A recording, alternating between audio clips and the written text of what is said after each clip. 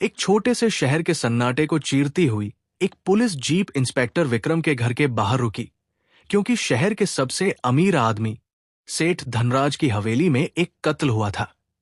जब विक्रम वहां पहुंचा तो देखा कि तिजोरी खुली थी, 3.5 करोड़ गायब थे और धनराज की लाश फर्श पर पड़ी थी।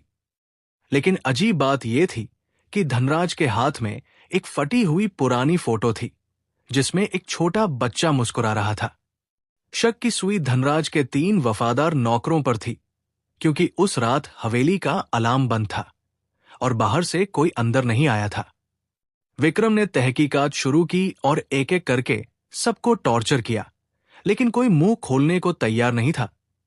तभी विक्रम की नजर हवेली के पिछले बगीचे में बने एक पुराने कुएं पर गई, जहां ताजा मिट्टी खुदी हुई थी।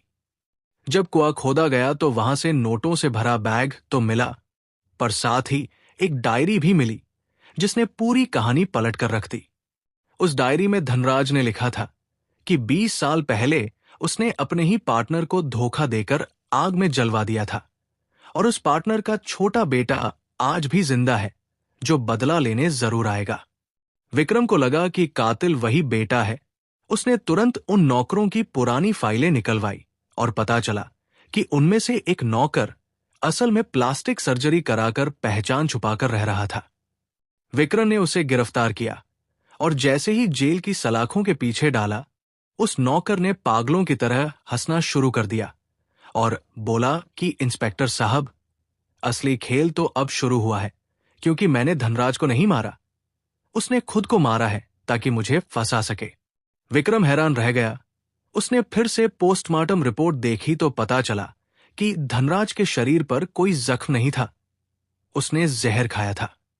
लेकिन असली झटका तब लगा जब विक्रम अपने घर पहुंचा और अपनी अलमारी खोली। वहां वही फटी हुई फोटो का दूसरा हिस्सा रखा था, जो धनराज के हाथ में था। विक्रम के पैरों तले जमीन खिसक गई, क्योंकि फोटो में वो मुस्कुराता हुआ बच्चा कोई और नहीं बल्कि खुद विक्रम था।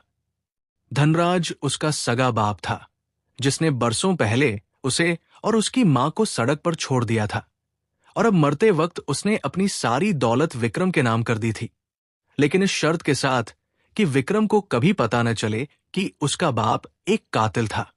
विक्रम को समझ आया कि वह जिसे इंसाफ समझ रहा था, वो असल में कबाब का अपने बेटे के लिए किया गया आखिरी प्रायश्चित था, जिसने अपनी मौत को एक कत्ल का रूप दे दिया ताकि उसका बेटा एक हीरो पुलिस वाला बना रहे।